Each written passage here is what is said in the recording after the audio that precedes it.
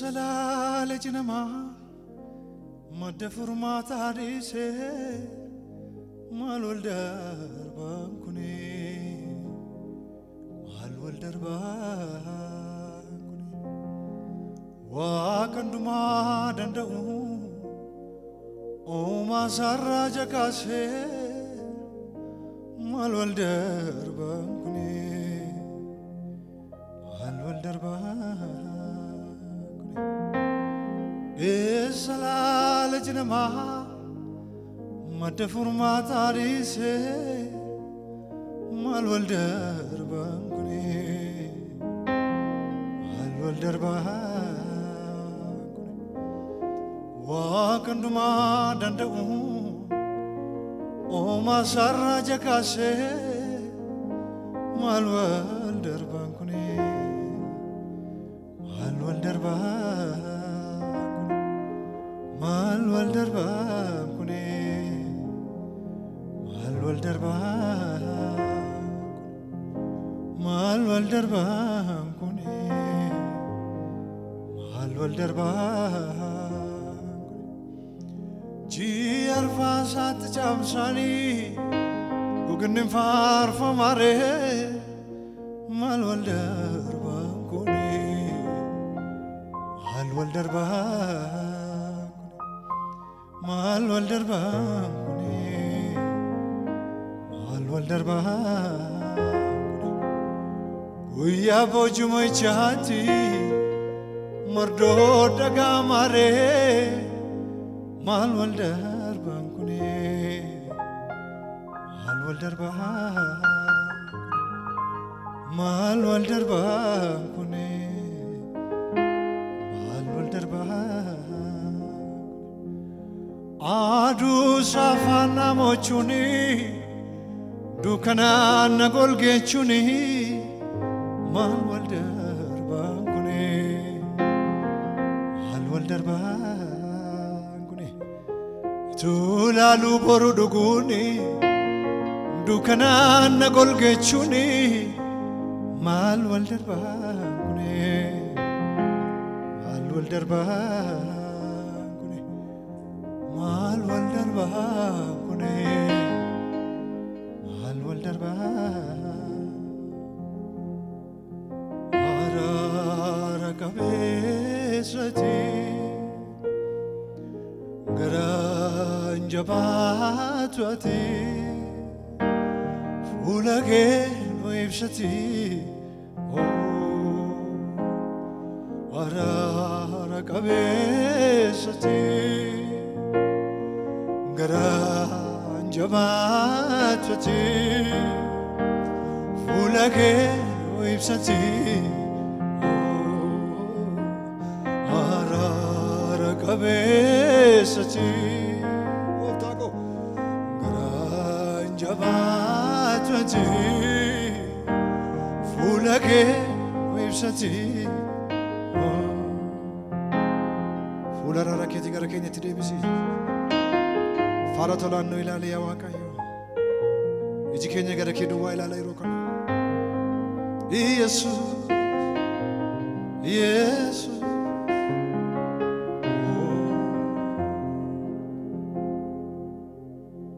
Dekam saketi nurebini Surra keti nunefatne Nurra hakaule naicha Kessi keenya dhiisu boo'icha Eekamsa keetiin nu reebine Surraa keetiin nu nefaatne Nurraa ka'uulee na'icha Golli keenya dhiisu boo'icha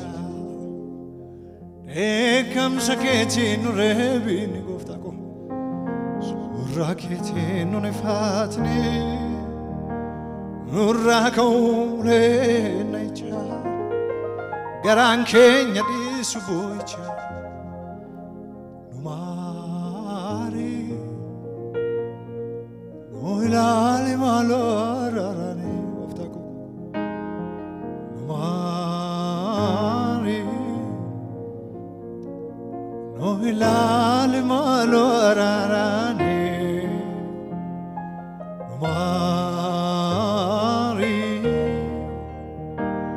no ilali malo ararani no mari no ilali malo ararani no mari no ilali malo ararani.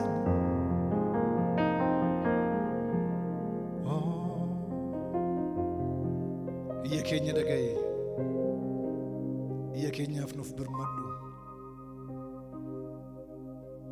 ati mootii araara qabeessa araara kee nurra buusi faara toraan nu ilaali abdii nutti kutattee nu dhiiftee hin adeemin hin deebinaa gara keetti nu deebisi miilla keenya daandii keetti deebisi yaanni keenya siina fakkaatu garaan keenya ka garaa kee Yesuus nu maari Yesuus fuula kee nuuf deebisi dheekkamsa nurraa deebisi yandoo dheekkamsa bokkaa dheekkamsa keetii nurraa deebisi haafoo nuun jedhi irra nuuf darbi nuuf dhiisi.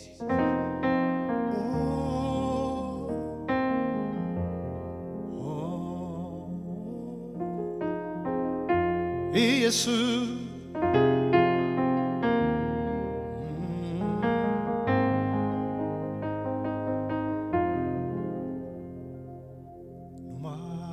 Mari no ilali malo ararani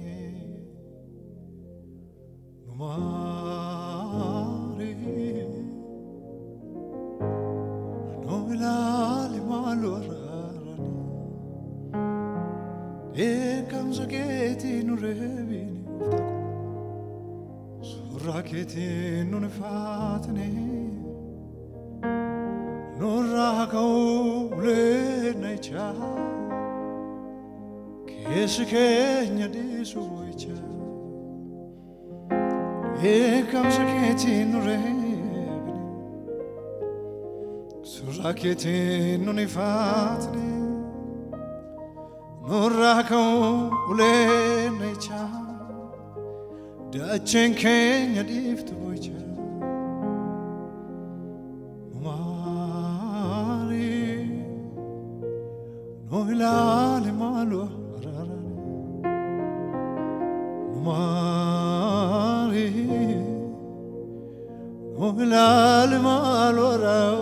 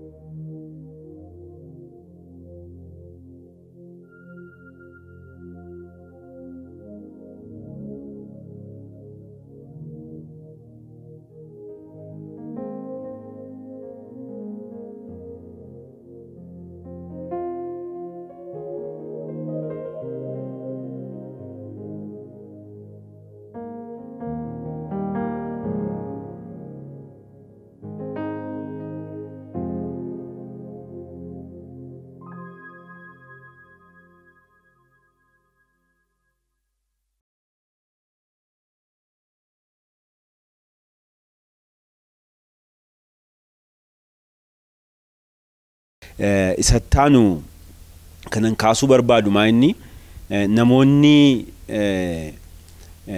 barri kun bara haraaraati jedhu Waaqayyo bara kana keessa hin eekamu jedhu namoonni garaa garaa yeroo kaasan kanaaf maalin akkasin kaastan barbaada cubbuu baay'achuun eekamsa hin fida yeroon akkas jedhu eekamsi bu'aa cubbuuti yookiin akka karaa biraas immoo kan ilaaluu dandeenyu qalbii jijjiirrannaan eekamsa Waaqayyoo dhaamsa isa kana walumaan qabdanii akka kaastaniin barbaada maayinni wanti guddaan garuu bara kana Waaqayyoon eekamu jedhu Kanaaf namoonni qalbii jijjiirannaa keessa seenaan kan hin jirre baay'eetu jiru. Dheekkamsa miti Waaqayyo bara araaraa keessa waan jirruuf hin dheekkamu bara kanaa. Kanaaf jedhanii jireenya qalbii jijjiirannaa kana namoonni yaanne baay'eetu jiru. Isa kanarratti sagalee Waaqayyo wajjin waliin qabdanii utuu kaastanii natti tola. Kanaaf dursee paastariidhaaf hin kenna. Amanaan kiristiyaanni Waaqayyoon gammachiisuu hawwu. Jireenya qajeelinaa jiraachuu. Jireenya Waaqayyoon sodaatu jiraachuu fedhu.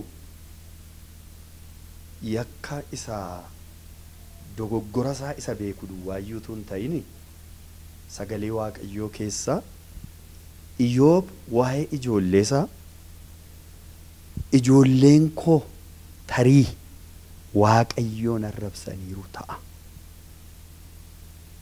Yeroo afeerraa mana waliirraa naanna'anii afeerraa waliif godhanii yeroo nyaatan yeroo dhugan yeroo gammadan Iyyoob maal jedhaa tarii ijoolleen koo Waaqayyoon arrabsaniiru ta'a. Amma namooti baay'een jireenya ijoollee keenyaa yookiinis namoonni jireenya ijoollee isaanii yoo ilaalanii tariiyyuu hin barbaachisu ta'a.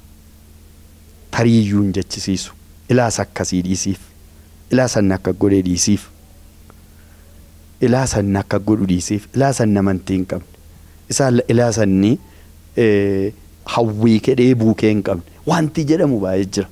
Iyyoob garuu ijoollee isaa jireenya ijoollee isaa irraa kana waan jedhu hin argine namni akkam yoo ta'e abbaan ijoollee isaatti dhiyoodha. Ollaarra kan biraarra abbaan ijoollee isaatti dhiyoodha. Garuu maal jedhe tarii jedhe tarii Waaqayyoo yakkaniiru ta'a jedheetu qalbii isaa diddiirrata ture. Kana immoo yeroo hundumaa godha jedha macaafi. Maal agarra kana keessatti al tokko qalbii diddiirrannaa keenyaaf sababiin iyyuu al tokko yakka wayii cubbuu wayii wajjin wayii duwwaayyuu miti. Gaafa nama Waaqayyummaatti guddataa deemu. Gaafa Waaqayyoon sodaachuutti guddataa deemu. Gaafa jaalalli Waaqayyoon keessatti guddataa deemu. Jireenyi qajeelinaa kaayyoof dheebuu keenya ta'a gaafa deemu qalbii diddiirrachuu fi waan goone tokko qabaachuun iyyuu nurra jiraatu jedheetan yaada. Utuu hin kunuun jiraatin Waaqayyo qulqullootaa ta'unsa. Ulfinni qulqullina isaayyuu yeroo hundumaa qalbii diddiirrannaadhaanii akka of ilaalaa jiraan tajaajil waan gallu nu godha. Tariiyyuu jennee qalbii akka diddiirran nu godha. Fakkeenyaaf mana tokkotti ol seenuudhaan mana sana keessa minxaafii bareedaa qulqulluu adii tafamee jira yoo ta'e kophee baasuutu nu qora. Maaliif kophee keenya xuraa'aa taanaan miti. Kopheen keenya qulqulluu ta'uu danda'a. Garuu manni nu itti ol seenaa jirru suni sadarkaan inni ittiin eegamee jiru minxaafiin nu irra jechuuf jennu sun addeenyisa maal nu godha nu qora kophee keenya ofitti baasuudhaaf. Ulfinni Waaqayyoo iyyuu jedhaman luboonni tiksoonni faarfattoonni tajaajiltooti dhiisi waan kan biraa miti iddoo aarsaarraa raajnee gadi buune lallabnee gadi buune faarsinee gadi buune dinqii gurguddaan nuun ta'e hafuura hamaa baafnee kaane gaafa fuula Waaqayyootti dhiyaannu al tokkoof millachuurra qalbii keenya diddiirrachuurraa akka kaan wanti nu godhu qulqullinni isaa ammi sadarkaan ulfina qulqullina isaa sun guddaa ta'uunsaa inniyyuu akka nuyi kana shaakallu nu godhu galanni Waaqayyoof haa ta'u. Kanaafi gama keenyarraa duwwaa hin ka'uyyuu gama keenyarraa duwwaayyuu hin ka'u. Gama Waaqayyoorraa iyyuu hin ka'a. Amma inni ga'u. Ifanni keessa jiraatu. Maqaa waamuuf jennu kan. Waaqa tajaajiluuf jennu kan. Ulfina iddoo aarsaa. Kun hundumti isaayyuu si'a sagal akka of ilaallu nu godha. Namni tokko ganama ka'e wanti inni fuula isaa dhiqatuufi isa duraa sababa eda dhoqqee keessa gangalataa buleef miti. Yookiin immoo eelee jala buleetu fuulli isaa cilaattii duwwaa waan ta'eef miti. Ansoolaa adii qulqulluu keessa manyitaa bareedaa keessa bulee ka'e fuula isaa dhiqataa, ilkaan isaa dhiqataa, nanna isaa dhiqataa. Maaliif fuula isaa dhiqataa? Fuula isaa kana dhiqachuudhaaf dirqama waan tokko keessatti dhaqee lafa dha'uun irra hin jiru. Akkuma kana Waaqayyo inni nuyi itti ol seenu, Waaqayyo inni nuyi wajjin karaa deemu waldaa duwwaa miti, iddoo aarsaa duwwaa miti, inni nuyi wajjin lafa jiru, inni nuyi wajjin lafa gabaa, inni nuyi wajjin teenyee kaanee baanee gallu, Waaqayyo inni nuyi wajjin jiru qulqullootaati. Sadarkaan qulqullina isaa Waaqayyo waan adda godhu tokko qulqullina isaati. Kanaaf waa'ee amanaa jechuudha. Amanaa sirrii waa'een qulqullina isaa isa dhiba. Kanaaf maaliif qalbii diddiirrannaan jalqabatti hin fayyinaa. Gooftaa Yesuus Kiristoositti amannee yakka keenya qalbii keenya diddiirranneeti gara Kiristoos Yesuusitti kan nuyi dhufnu. Amala jireenya kiristaanaa immoo ta'e nu wajjin jiraata. Maaliif Waaqayyo wajjin yemmuu jiraata. Amatee makee nagaan calmadee amanaanii maaliyyuu dhiphataa qalbiyyuu maal diddiira nuu ijoollee kakuu haaraatiin ayyaanaa nuu fayyine maal amatee makeetu calma jedhee itti fufaaree faarsaasaa. Maali waan baay'eetu jira macaafi. Phaawulos walduutii baay'eedhaaf kan inni barreesse jireenya amala keessa cubbuu shaakala cubbuu jiruun mul'atu wanti jedhamu. Kanaaf isaan kun hundumti isaa qalbii diddiirrannaa keenya wanti nu godhu. Gaaffii gaarii natti fakkaataa kan ati kaaste waan yeroo keenya wajjin adeemu haala amma keessa jirru keessatti bara kakuu haaraa bara ayyaanaa keessa jirra. Araarri Waaqayyoo kun immoo dhuma hin qabu. Dhugaadha dhuma hin qabu. Kanaafiyyuu as jirra. Kanaafiyyuu abdii qabna. Araara Waaqayyoo qabna. Araarri Waaqayyoo bara baraan jechuun garuu maal jechuudha? Kana jechuun cubbuma barbaanne hojjennee jira araarri Waaqayyoo jenna. Cubbuma barbaanne hojjennee fiinnee dhiiga Yesuusiin hin dhiqadha jenna. Adabbiin qabu isa jedhu akkasitti jechuu yoo baattee yaadni isaasa kanadha. Kakuu haaraa keessatti kakuu moofaa keessatti ifaadha. Waaqayyoo saba isaa tuma adabuu harki caalaan lafa onaa keessatti argamanii dhuma. Biyya kakuutti hin galle dhaloota haaraatu gale Iyyaasuuf Kaaleb irraa kan hafe. Bara kana keessatti Yesuus gatii koo naa baaseera. Adabbiin hin jiru cubbuudhaaf inni jedhu yaada keenya dubbanneetu hin jedhin macaafi qulqulluu maal jedhaa isa jedhudha. Dubbisuudhaaf amma yeroo hin qabnu garuu yaada isaa cuunfee dubbachuu nan yaala. Bara hojii ergamootaa yeroo ergamoonni walii wajjin jiraachuudhaaf murteessan ergamootadha hundumti isaaniiyyuu amma warri wal wajjin jiraatanii ergamootadha. Ergamoonni walii wajjin jiraannaa jedhanii duuka buutonni Yesuus yeroo murteessan tokkotti jara tokkotu cubbuu hojjechuuf murteesse mitire abbaa manaa fi haadha manaa. Kanumaayyuu immoo jechi isaan jedhan mana gurgurreeti waan qabnu hundumaa miilla ergamootaa jala keenya ittuma dabalamnee kennineerra. Of miti jireenya keenya qabeenya keenya Waaqayyoof kennineerra jedhaniiti isa kana murteessanii yaadatti yoo taatanii fi irraa qoodanii ol kaa'an dubbicha akka abbaa murtootti ilaalaa kan ture Phexrosidha. Eenyuun gowwomsuu yaaltan isinii nama miti hafuura qulqulluu gowwomsuu yaaltan ittiin jedhee reeffa abbaa manaa hin ba'ee daanee reeffa haadha manaatu ba'ee jechuudha. Dheekkamsi kana caalu hin jiru, dhayichi kana caalu hin jiru, du'aan rukutaman. Maaliif? Sababiin biraan jiru. Kun kakuu haaraa keessatti. Kun eega Kiristoos dhiiga isaa nuu lolaasee cubbuu keenya fudhatee booda wanta ta'e. Kanaaf amma dhayichi jira moo hin jiru isa jedhuu fi inni kun deebii ta'a.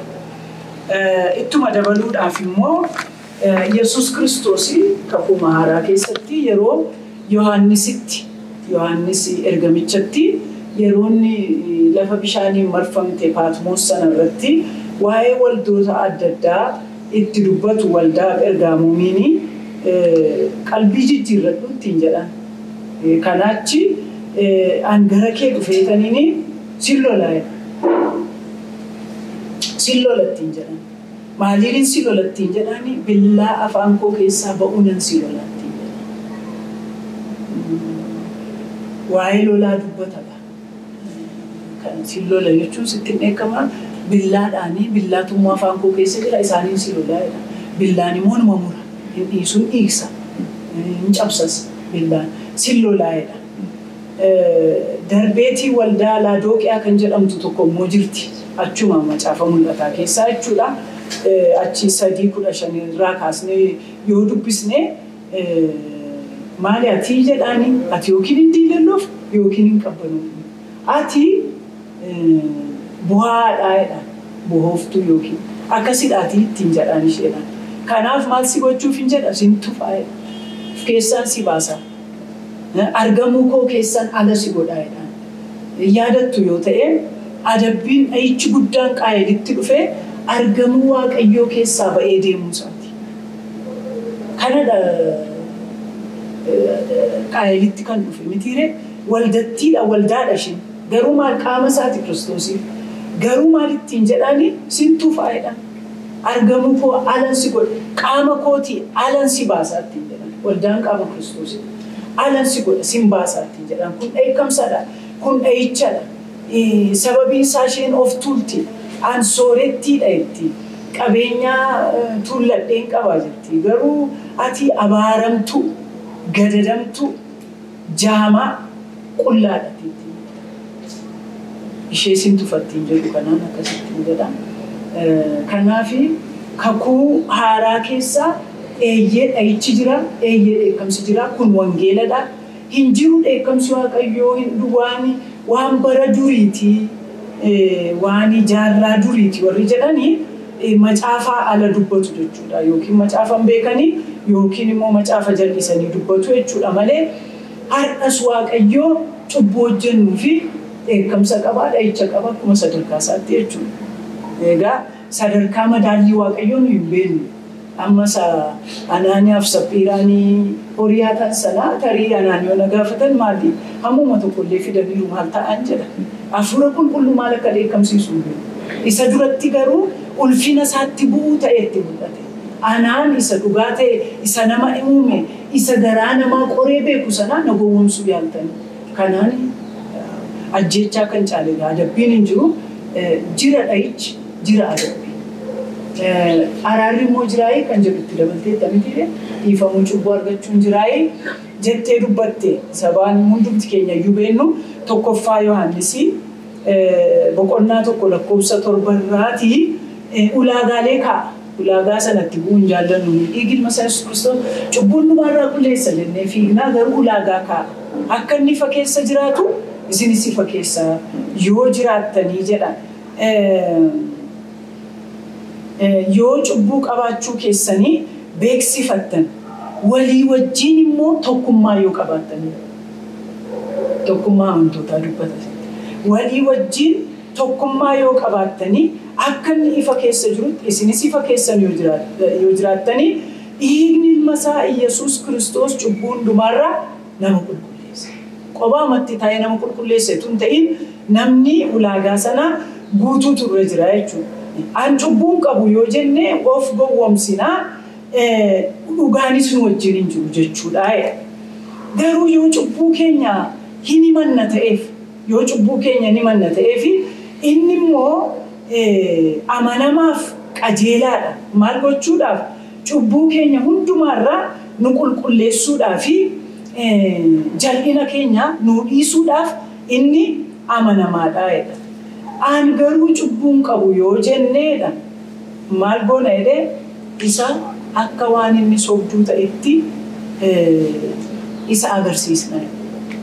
Isa sobsiisnaa jedha hiikaan afaan Oromoo inni sobu garuu akka waan inni sobduu taatetti isa arrabsinaa jechuudha. Isa mul'isnaa jechuudha. An cubbuun qabu. Maaliif namni hundumtuu cubbamaadha jedha sagalee Waaqayyoo.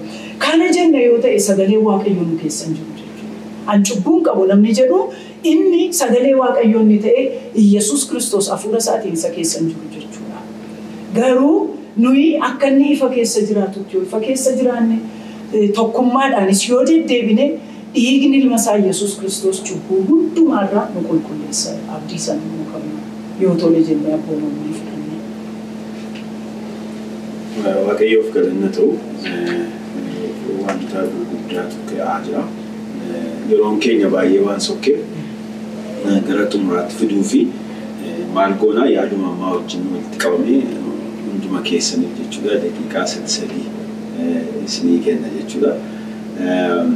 Maayinni isuma amma kaasne wajjin walitti qabnee yeroo haala ammaa keessa jiru kana keessatti qalbii jijjiirannaa amma kaasaa turre jalqabaa kaasne mammaatti samma gara dhumaarratti kaasne wajjin walitti qabuudhaan saba keenyaaf amantoota keenyaaf namoota kallattiidhaan nu hordofaniif ergaa dabarsinu gara dhumaarratti jechuudha. Akkasin dubbattanii kan carraa isinii kenna. Hojjetaa wangeelaa dagaagaa jalqaba. Haala amma keessa jiru kana keessatti hundaa'uudhaan sabni keenya maal gochuu qaba? Qalbii jijjiirannaa akkamii gochuu qaba? Cubbuu keessa jiru waa'ee amma isamma dineensaan kaasaa turte wajjin walitti qabsiisuudhaan daqiiqaa sadii keessatti yaada keessan akka ibsitanii kan carraa isinii. Tole bifametti yaada gaariidhaan kaasamaa ture. Wanti nuti hagammaatti dubbachaa turre isa gara dhumaatti nuun dubbannu kanatti nu fida jechuudha. Maal inni kaayyoon keenya yaadni keenya waan jedhu jalqaba kaasnee dubbataa turte atis. Qalbii diddiirrannaan kuni waan amma dhukkubii biyya lafaarratti dhufeef yookaan waan amma dhukkubni kun nama ajjeesuuf duwwaa ta'uun irra hin jiraatu. Akka kanaattis kana duwwaa irrattis konsarni taanee kana duwwaa ilaaluun irra hin jiraatu. Jalqabuma namni qalbii diddiirrannaadhaan du'a keessaa gara jireenyaatti dhufe. Karaa isaa duraan ture sana dhiisee Yesuus Kiristoosiin fayyisaa lubbuu isaa godhatee cubbuu ganeera biyya lafaa ganeera hojii seexanaa hundumaa dhiiseera dhee Yesuusiin duukaa gaafa bu'ee kaaseetu gara jireenyaatti kan inni dabalame qalbii diddiirrannaadhaan. Ammas jireenya bara baraa kana keessa kan inni of jiraachisu isamma jiru mootummaa Waaqayyoo keessa kan inni of jiraachisuu danda'us yaada garaa geddarachuudhaan. Guyya guyyaatti namni hafuura isaa jireenya isaa fuula Waaqayyoo irratti madaaluun baay'ee barbaachisaadha. Yeroo hundumaa of ilaaluutu barbaachisaadha. Namni liilloon gara jalqabaarra wanti isheen dubbatte maali inni wanti nutti ulfaatu maali nan balleessa jechuudha. Baay'ee nutti ulfaatanni kuni biyya kana keessatti rakkina biyya kanaaf eenyu balleesse yoo jenne baay'ee nutti dhaga'ama dubbachuudhaaf. Waldaa kiristaanaa keessatti eenyu balleesse hammatu jenne yaada koo keessa dafanii dhufu. Yaada hunduma keenyaa keessas jechuudha. Kan keenya nu keessan dhufu. Dafeenni kun yeroo fudhata baay'ee of rakkisuu baay'ee keessaanitu of yaadanna. Yeroo tokko rakkina dhufee galaana irratti giriraan dhufee hundumti keenya yubeennaa macaafa raajii Yoonaas keessatti rakkinni dhufee balaan bu'ee maal ta'ee jarri waliisaa wallaalanii rakkina kanaaf maalti maayinni maddi rakkina kanaadhanii wallaalanii maal jedhanii achi isa arganii gaafa kaasanii ateenyudha jedhanii. Ani badhaasaan jedhama maqaa isaatti mate miti. Isa waaqaaf lafa uume Waaqayyoon isa waaqeffatu Ibrichadha. Achiraa jalqabe. Isa kam? isa waaqaaf lafa isa uume akka keessan isa nargeetuun ta'in isa waaqaaf lafa uume isa sirrii waaqa isa sirrii waaqeffadhaa jechuusaati. Okay. Achi kaasanii haasa'anii achi bu'anii as bu'anii maal jedhanii rakkoon kanaaf maal jedhanii naan egaa yeroo baay'ee lallabdoonni isa kana baay'eedhuma akka wanniitti eenyunni Yoonaas kana baay'eedhuma isa rakkifna waan ta'eef garuu kwaaliitii guddaan jireenya isaa keessaa nuun barannu maa inni balaa kana hundumaa kan isinitti fide anaa jedhe. Ani maalittan sii beeka reesii kan waaqa tolfamaa duukaa oliif gadi adeemu ana waaqayyo isa waaqaaf lafa uume waaqessaa ibiricha isa makaa hin qabne saba waaqayyo sanyii waaqayyo filate keessaan dhufe maalittan beeka ree ani hin jenne anuu isinitti dabalamee makara arge malee ani ibirichadhaan hin jenne. Rakkoo kana hundumaa fi balleessaan anaa jedhe. Maal immoo falli ennaan anaan bishaan keessa buusaati ofiin fayyitu riskii kana hundumaa ofirratti fudhate. Utuu laaluu namni bishaan keessa na buusaan jedhu tokko fudhatee illee bu'aa yookaan faluma barbaade illee godhaa yookaan immoo wal qabannee dhumneedha malee anaan keessa na buusaati ofii keessanii nagaatti ce'aa hin jedhu namni. Yoonaas garuu balleessaa isaa duwwaa utuu hin ta'in kana murteesse yeroon garaa koo keessatti yaadu waa'ee isaa yeroon qoradhu waanumti waaqayyo isa oolcheef iyyuu bishaan sana keessaati gara yaada isaa saganamaatti waanti waaqayyo Yoonaas hin deebisee iyyuu kanaa laata dhee yaada maa inni raawwatee cubbuu isaa ofirratti fudhatee ofirratti murteesse. So maal gochuudha kottaa rakkina fuunee Xaaliyaanii eessa Eerteraa maaloo biyya lafaa kana naannessineen keenyu ofirraa akaanu ofitti haa fudhannu. So ofitti fudhanne kana waaqayyotti garaa qullaadhaan yaada gaariidhaan yaada of tuulummaadhaan isa akka namichi mana qulqullummaa keessa dhaabatee geeraruu sana sanni dheedhuu sana utuu hin ta'in akka namichi laphee isaa reebbatee ani cubbamaadha jedhe sana sa Yesuus fakkeenya namoota lamaa kaasee barsiise sana akka namicha laphee isaa rurukkutatu sana laphee keenya hafuura keenya cabsine isa dhagaa ta'e garaa dhagaa kana. Dinqii waaqayyo Israa'el keessatti hojjete firoota koo isa galaana diimaa lallabna yeroo hundumaa san nutti mul'ata waan ta'eef isanni Yaarikoo jijjisee lallabna malee dinqii guddaan waaqayyo Israa'el gidduutti hojjete Hisqeel boqonnaa 36 irra jira lakkoofsa 26 natti fakkaata laphee isa dhagaa sananii isin keessaa fuudha. Dinqii guddaadhaan inni isa cabsine laphee isa dhagaa sana cabsine dura waaqayyotti cubbuu kan hundumaa ofirratti fudhanne araaraan dura waaqayyo yoo jiraanne waaqayyo dha'icha lafa keenyarra jiru dhukkuba kana duwwaa miti dha'icha mul'ataadhaaf dhokataa nuun kan nun beenne ittiin reebamaa jirru hundumaa keessaa waaqayyo raawwatee kana keessaa nu baasa. Kana duwwaas immoo miti jireenya waaqayyo nuuf kenne jireenya mootummaa waaqayyo keessa jiraachuudhaaf namni guyya guyyaatti dura waaqayyotti jireenya isaa ilaaluun baay'ee barbaachisaadha. Akkuma egaa umuriima xinnummaa keessaan gooftaa mana waaqayyo keessatti waan dhalanneef maatii irraati achumaan waan itti darbineef guyyaan jalqabaa tajaajila jalqabaa naa kennan nan yaadadha. Jalqaba tajaajila yeroo naaf kennanii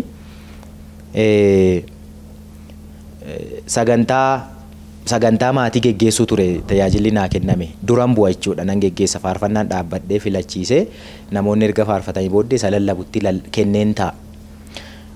Garuu dhugaa dubbachuuf yoo ta'e torban tokko guutuun boo'aa ture dura waaqayyotti.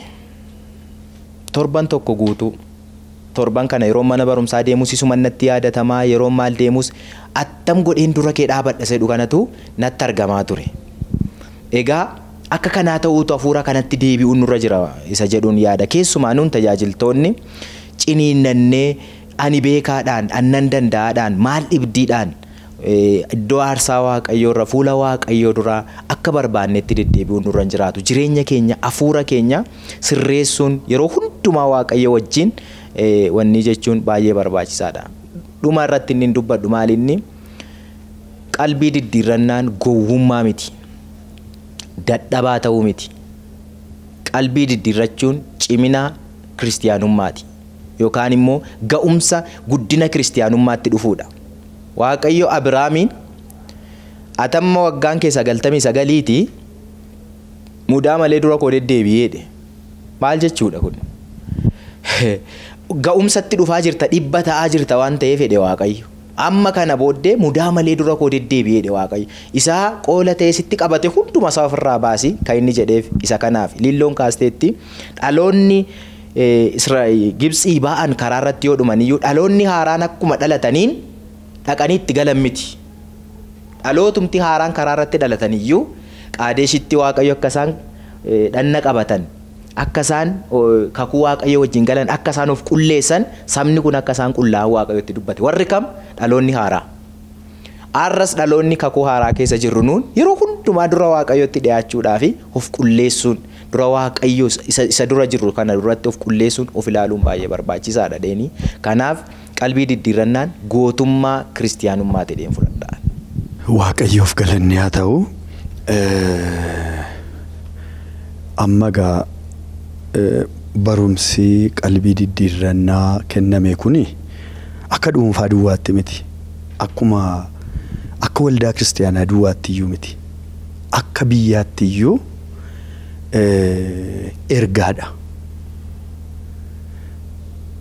Qalbii diddiirrannaa dhugaatti namoota fiduuf waldaan Waaqayyo see gargaaree kanarratti ergaa dabarsuutu seerra jira. Araarri Waaqayyoo yeroo hundumaa nu barbaachisa.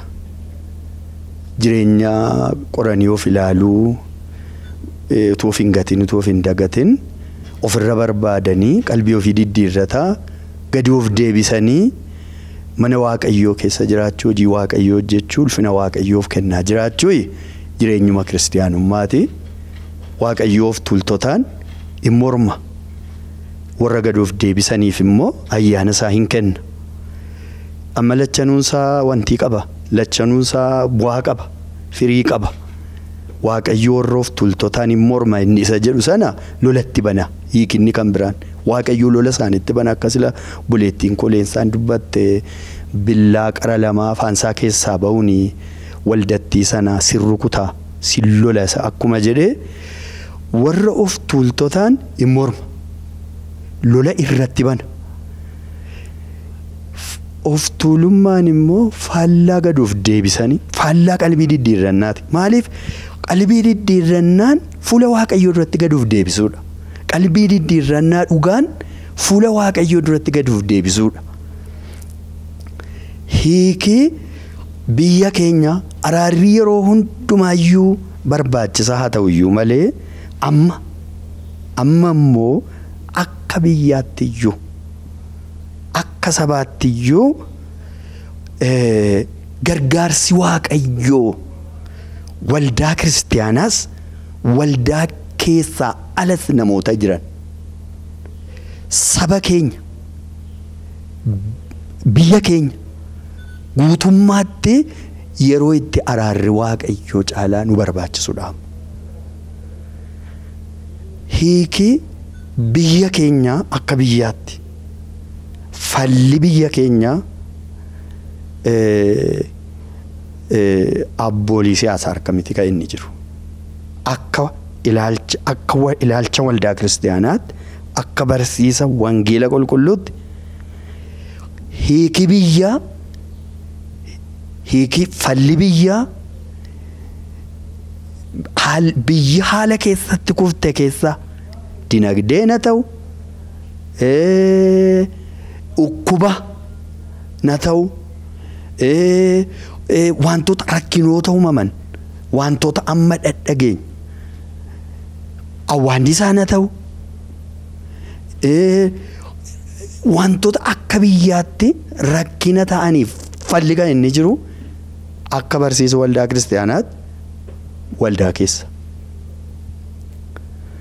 Kanaaf waldaan kiristiyaanaa Waaqayyoon fuula Waaqayyoo barbaaddachuu gara Waaqayyootti deebi'u. Isee yooma Waaqayyoo wajjin nagaa taate isee yooma Waaqayyoo wajjin sirrii taate Waaqayyoo yoo isee taraarame dhugaadhumatti argamuma seetiin jiraachuudhuma seetiin eebbantaati biyyaaf eebbantaati dhalootaaf. Kanaaf qorichi fayyinni hiikammi biyya keenya paartolee siyaasaa biraa miti akka barsiisa waldaatti. Hiikinni dhugaan inni sirriin inni jalqaba tartiiba qaba inni jalqaba Waaqayyoo bira kan inni jiru. Biyya keenyaaf fayyinni Waaqayyo. Biyya keenyaaf eebbi Waaqayyo. Biyya keenyaaf baraaramuun dhibee dhukkubaatti waan garagaraatti rakkina kamitti baraaramuun Waaqayyo biraati. Waaqayyo kana immoo kaatee barbaaduun kan isa irra jiru waldaa kiristaanaati. Kanaaf waldaa kiristaanaa irra maaltu jira? Galfata guddaa jira. Nuyi amantoonni, nuyi waldooliin kiristaanaa, nuyi hojjetooti wangeelaa, nuyi tiksoonni, nuyi lallabdoonni, nuyi raajoonni fuula Waaqayyoo dhugaatti barbaaddachuun nurra jira. Gara Waaqayyootti deebi'uutu nurra jira. Waaqayyoo biraa araara argachuun nurra jira. Waldaan kiristaanaa Waaqayyoo wajjin hariiroosee isa sagalee Waaqayyoo keessa jiru sana. Isa Waaqayyoo barbaadu sanatti fiduutti seerra. Inni kun akkasumatti biyya keenyaa fi hiikan ta'a. Kana ergaan irratti qabu. Haa ta'u paastariin waan inni dubbachuu barbaade baay'ee isaa dubbateera. Garuu dhaamsa isa dhumaa wanta ta'eefi ilaalcha an qabu sammanni dubbateerraa adda miti. Furmaanni waldaa kiristaanaa bira jira isa jedhamu xinnoo itti dabalee dubbachuun barbaada. Waldaa kiristaanaa jechuun waldoota warra maqaa godhatanii dhaabbatan etuun ta'ini tokkummaa amantootaa namoota laallata. Waldaa jechuun nama jechuudha. Kanaaf waldaan akka isa gootu yeroo jennu paastara baluunfaa duwwaa akka isa godhanii lubaa baluunfaa jechuu etuun ta'in akka duuka buutu Kiristoos tokkotti itti gaafatamattamii qabnaa isa jedhu ilaaluun barbaachisaadha. Kufaatii amma biyyi keenya keessa jirtuu fi itti gaafatamtuun waldaa kiristaanaadhaan jedhan. Kun ilaalcha kooti lafaa ka'een jedhu akkuma sagaleen Waaqayyoo dubbatutti waldaan kiristaanaa etuu dhaabbattee jiraatte. Waldaan kiristaanaa cubbuu biyya lafaa akka Kiristoos Yesus baatee ofirratti baattee qalbii jijjiirrachaa etuu jiraatteetti ta'ee kufaatiin ammana ga'uu biyya keenya irratti dhufu ture jedheen amanan. Kun biyya keenya qofa etuun ta'in biyyootii biraafis dhugaa ta'uu danda'a. Gaanu immoo waa'ee biyya keenyaa dubbanna wanta ta'eef biyya keenya jedheen irra deddeebi'ee dubbadha. Waldaa Efesoon sila paastariin kaasee ture. Waldattiidhaanii hammam gadi fagoo akkati kufte yookiin afaan Oromootiin maalirraa akka kufte ilaaleedha. Kufaatiin ishee gadi hallayyaatti akka ta'e agarsiisa dubbichi jechuun. Kanaaf Yesus maalittiin jedha? Kufteetta. Kufaatii sayyuu hamaasaa kufte. Kanaaf maal gochuutu sirra jira? Qalbii jijjiirratu. Akkuma dur gochaa turtetti amma qalbii jijjiirratu. Kana jechuun cubbuu kee himadhu, badii kee beeksisi. Kana duwwaa immoo miti irraa deebi'i, lammatatti hin deebi'in jechuudha. Isa kanan gootu yoo ta'e, yoo irraan deebitu yoo ta'e jedha dhufeetaniin baattuu ibsaa kee iddoo irraas jalaa fuudhaa jedha. Baattuu ibsaa fuudhuu jechuun baattuun ibsaan jiru yoo ta'e ibsaan hin jiru. Kanaaf maal jechuudha? Dukkanattan si gataadha. Dukkana limixii haalan beenne keessa lixxaa. Dukkanni iddoo jirutti waan biqilu, dukkanni iddoo jirutti oo'in jiru, dukkanni iddoo jirutti namni wal hin beeku. Walirra ejjeta ta'ee maalirra ejjetaa boolla keessa ejjeta ta'ee hin beeku. Kanaaf qalbiin jijjiirrattu yoo ta'e dukkanatu sitti dhufa. Inni kun sagalee Waaqayyooti. Inni kun macaafa mul'ataa keessatti kan dubbatamedha. Waldaa kiristaanaaf kan dubbatamedha. Kanaaf har'asii diduun yookiin immoo akka Addaamiif Hewaan faa abaluun waan akkas ta'eefin akkas ta'e akkas waan hin ta'eefin akkas ta'e jechuun nun baasu. Etuu nu gargaara ta'e itti ilaalleerras hangama kootiimee baay'een itti yaade baay'een irratti hojjedhe. Abaluu faatu xiinxala isaa baay'een hojjedhe. Xiinxala siyaasaas xiinxala seenaas kun akkas ta'e akkasitti kufne. kun akkas taanaan abaluun faa qabanii darbatanii nu kuffisanii akkas waan ta'eef jenne omaa jijjiiramu nu fidu. Wangeelli dhugaan garuu maal jedhaa cubbuu ofirratti fudhanneeti ija keenya bannee of arguu jalqabne raacitii fariisotaa isa gooftaa Yesuus Kiristoos jedha of arguu dhabuu sana dhiisne of yoo ilaalle cubbicha ofitti yoo fudhanne kan keenyas yoo himanne isa booda ofii duwwaadhaaf miti baay'eedhaaf waan fayyina ta'u fiduu dandeenya. Dubartii tokkotu yaada kootti dhufa. Dubartiin kun Haannaa jedhamti. Intala Faanu'eel ishee Haannaa haadha Saamu'eel etuun ta'in intala Faanu'eel sana. Dubartiin suni abbaan manaa waggaa wal fuudhanii waggaa 7ffaatti jalaa du'e isa booda soomaaf sagadaan qalbii jijjiirrannaadhaan yeroo hundumaa bara ishee guutuu waldaa keessatti dabalte. Isheen kana waan gooteefi Yesuus Kiristoos isheef kan ishee fakkaatan akkasumaanfaa qalbii jijjiirratanii waa'ee cubbuu Israa'eliif cubbuu biyya lafaaf qalbii jijjiirrachaa soomaa waan kadhataniif Kiristoos Yesuus dhalatee baachuu danda'ame. Tarii biyyi guutuun qalbiin jijjiirratu ta'a kan keenya. Tarii waldaa guutuun hin godhu ta'a. Waaqayyo garuu maal barbaada? Namoota laallachaa jira. Nama barbaada Waaqayyo. Kiristoos Yesuusin kan fakkaatu nama barbaachaa jira. Kiristoos Yesuusin kan mul'isu nama barbaachaa jira Waaqayyo. Maal gochuudhaan? Gad of deebisuudhaan. Maal gochuudhaan? Hamma du'a fannootti abboomamaa ta'e jedha Kiristoos. Tarii hamma du'a fannoo nurraan gaafatamu ta'a. Garuu gad of deebisnee abboomamuun jireenya ofii keenya duwwaaf etuun ta'in biyyaaf dhalootaaf warra Waaqayyoon hin beekne illee oolchuudhaaf furmaanni isa kana keessa jira jechuudha. Kanaaf dhiigi namaa kan barbaadamu iddoo biraarraa miti. Abaluu jennee barreessaa ooluu dandeenya, poostii gochaa ooluu, abaluun ofiif itti gaafatamu. Nuyi abbaa murtoos miti. Kan abaluufaa dubbachuuf hin waamamne. Kan abaluufaa yoo dubbanne cubbuu isaanii ofirratti fudhanne nu maari anadha kan balleesse jechuudhaaf waamamne. Kana yoo goone kun wangeeladha. Wangeela duukaan bu'a jechaa waldaan kiristaanaa wangeela irra ejjetti yoo ta'ee fi sin lolaa jedhe Yesuus. Billaa afaan koo keessaa ba'uun inni si lolaatti. Kanaafi lolatu nutti dhufu. Billaatu nutti dhufu. Tole jettanii yoo abboomamtan eebba lafarraa nyaattu yoo abboomamuu diddan garuu billaatu si nyaataa jedhe. Isaayyaas 1:19 irratti isa kana dubbata. Kanaafi qalbii jijjiirrannaan filannoo miti. Dirqamadha. Dirqama nuyi fedhiidhaan goonuudha. Isan goonu yoo ta'e garuu akkuma waldootii kanatti himame dukkanan nu eega, billaatu nu eega, akka Anaaniyaaf Saphiiraa du'atu nu eega jechuudha.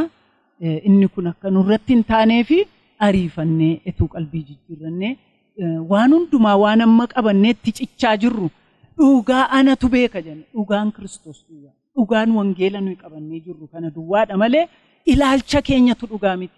Seenaa iddoo tokkotti barreeffamee taa'e tokkotu dhugaa miti. Isatti ittiin gaafatamnu nuyi kan itti gaafatamnu waan wangeelli nutti himeen itti gaafatamnu. Qoodi keenya wangeeladha. Waamichi keenya wangeeladha. Wangeelaan nu gaafata gooftaan keenya Yesuus Kiristoos malee kitaabi seenaa akkas jedhee ati kanan dubbanne isa kana poostiin goone jedhee nu gaafata miti. Kanaafi yoo ofii keenyaaf jennee yoo deebine gaariidha. Yoo hin deebinu ta'e immoo dhahicha isaa as keessatti amma dubbatametu kakuuma haaraa keessatti. Etuma waldaa keessa jirru achumatti nurra ga'a jechuudha. Kanarraa immoo Waaqayyo nu haa baraaru. Garaa cabaa fi hafuura qalbii jijjiirratu akka Daawitiif laate Yesuus Kiristoos nuuf haa laatu. Waaqayyoon guddisnee galateeffanna. Maree keenya asuma irratti xumurra. Waaqayyoo warra maree kanarratti yaada nuuf laataa turani. Waaqayyoo isin haa eebbisu jechuun barbaada. Maqaa waldaa Biiftuu Booleetiin, maqaa amantoota keenyaatiin hunduma keessaniin Waaqayyoo isin haa eebbisu galatoomaa jechuun barbaada. Akkuma maree godhataa turre Waaqayyoo nu gargaaree waa'ee qalbii jijjiirrannaa dhugaa kana yeroo 7 gaggeeffataa turre jechuudha maree guddaa kana. Kanaaf Waaqayyoo gara qalbii jijjiirrannaa dhugaa kanatti akka inni nu fiduuf hundumti keenya garaa keenya Waaqayyoof laannee jireenya keenya hundumaa gara Waaqayyootti deebisuudhaan ofirraa jalqabuudhaan namootatti quba qabootuun ta'in anarraa jalqaba jechuudhaan of ilaaluudhaan hundumti keenya gara waaqayyootti gara qalbii jijjiirannaa dhugaatti akka dhufnu isin yaadachiisuun barbaada. Waaqayyoo garaa akkasii nuuf halaatu, waaqayyoo nu gargaaru, lafa jirtan hundumaatti waaqayyoo isin haa eebbisu. Marratti waaqayyoon kadhachuudhaan sagantaa keenya xumurra. Carraati nuuf laattee araarati nuuf baay'iste keessa teenyee amma kana dubbanne ammas gooftaa keenya araaruma kana keessa teenyee si kadhanna. Maqaa Yesuus Kiristoosiin laphee sirratti ka'u, laphee ani maalan godhe jedhu, laphee si duratti dhaadatu, laphee gaarummaa isaa lakkaatu dura keetti, laphee cimina isaa lakkaatu dura keetti tuun ta'in, laphee cabaa hafuura gaddeebi'aa akka ati nu keessatti uumtuuf si kadhanna. Saba keenya keessatti isa kan akka ati uumtuuf si kadhanna. Biyya keenya keessatti isa kan akka ati uumtuuf si kadhanna. Of tuulummaan keenya eessaanuu nun geenye. Ani jira, ani jabaadha, ani mudaan qabu jechuun eessaaniyyuu nun geenye. Yesuus hafuura namaa qortee beekta. Manni namaa si duratti dhokataa miti. Isa namni uffatu kana, isa namni dubbatu kana garas laphee namaaf hafuura namaa, lafee namaa, ribuu namaa, yaada qalbii namaa gangalchitee beekta. Inni sin dhokatu, inni nama dhokatu. Yesuus ilma Waaqayyoo araara kennuuf baay'ise. Nu maari ati. Nu maari. Wanti nu yaa Waaqayyo dura keetti dhoksinu tokkoyyuu hin jiru. Hunduma isaatu beekta. Lafa keenyatti araarami. Lafa dhiiga dhugde. Lafa irratti namni ilmi namaa qalame. Lafa salphinni baay'een irratti ta'e. Biyya yaa Waaqayyo jibbii cubbuun itti daraare keessa teenyee si kadhanna. Hafuura keenya, laphee keenyaaf qalbii keenya dura keetti dhiyeessine. Waldaa kiristiyaanaa ishee walitti deebite, ishee wal nyaatte, ishee wal salphifte, ishee wal irratti kaate. Hundumaa qabanne, ofii keenya qabanne dura keetti dhiyaanna.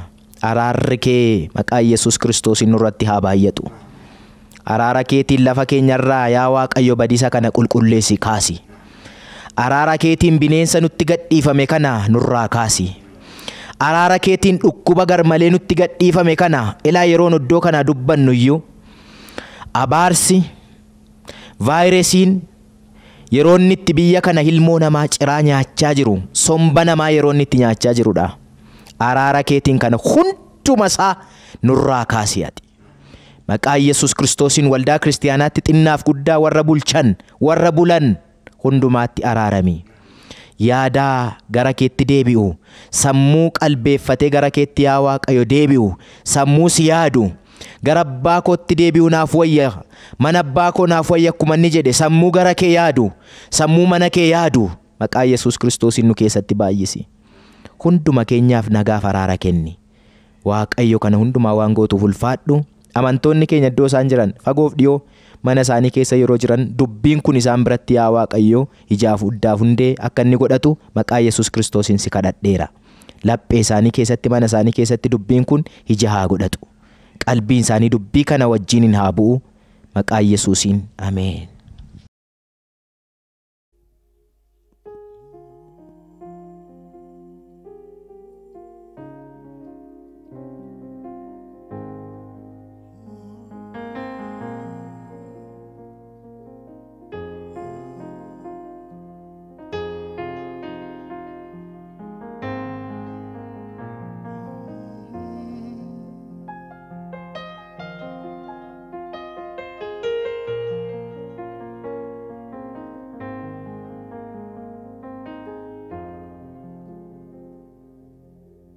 Esalale jinama madda furmaata dhiise maal wal darbaan kuni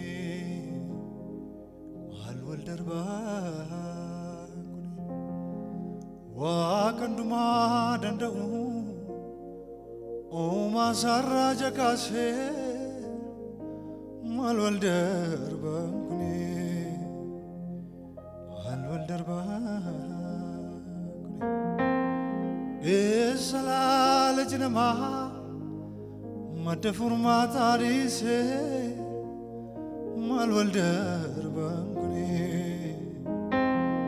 maal wal darbaan kuni waan hundumaa danda'u oomaa sarara jakaase maal wal darbaan kuni maal wal darbaan mal wal darbaan kuni mal wal darbaan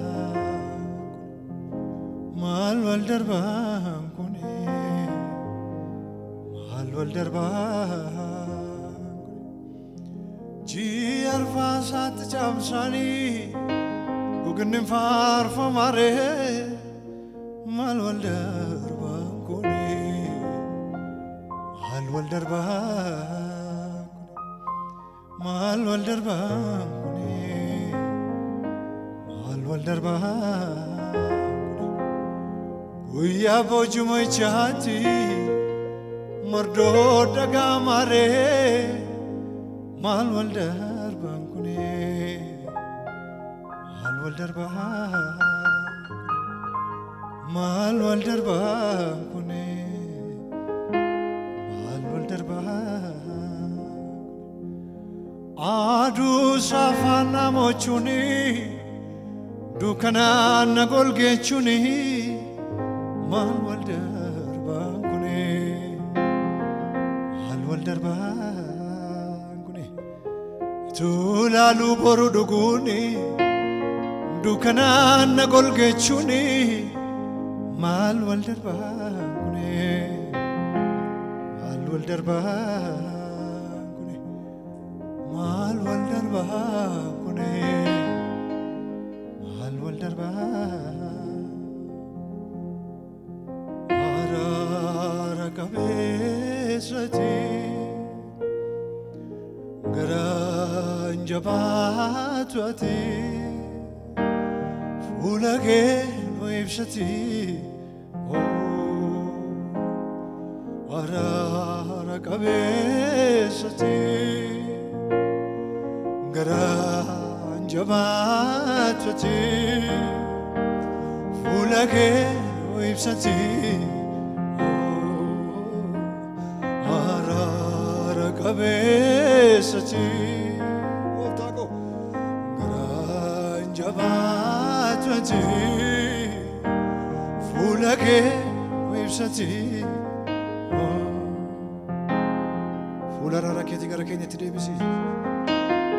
Fara tolaan nu ilaali yaa Waaqayyo iji keenya gara kee duwwaa ilaala yeroo kana Yesus Yesus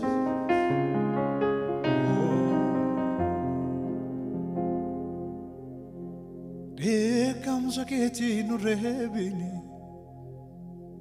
surraa keetii nu nifaatne nurraa ka'uu ulee nayichaa Kessi keenya dhiisu boo'icha dheekkamsa keetii nu reebini surraa keetii nu nifaatne nurraa ka'uu ulee nayichaa golli keenya dhiisu boo'icha dheekkamsa keetii nu reebini gooftaa ko surraa keetii nu nifaatne nurraa ka'uu ulee nayichaa garaan keenya dhiisu boo'icha nu maari nu ilaali maaloo araarani gooftaa ko nu maari nu ilaali maaloo araarani nu maari nu ilaali maaloo araarani nu maari nu ilaali maaloo araarani nu maari nu ilaali maaloo araarani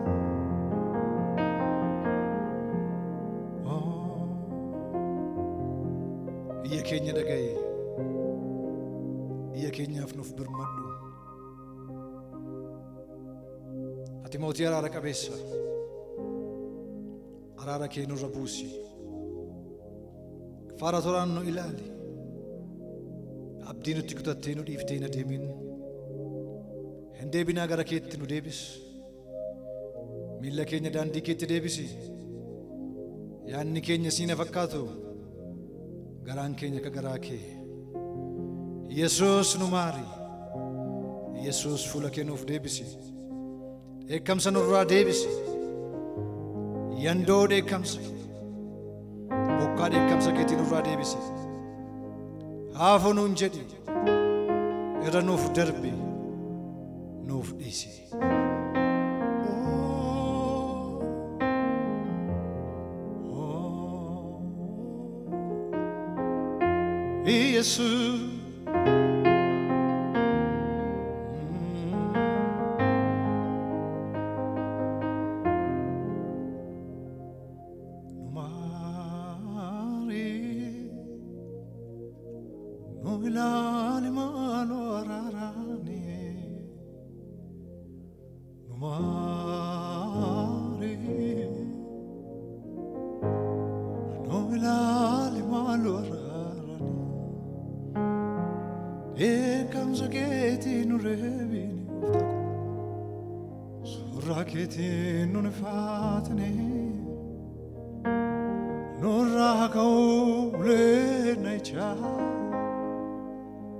Yesus Kenya desu icha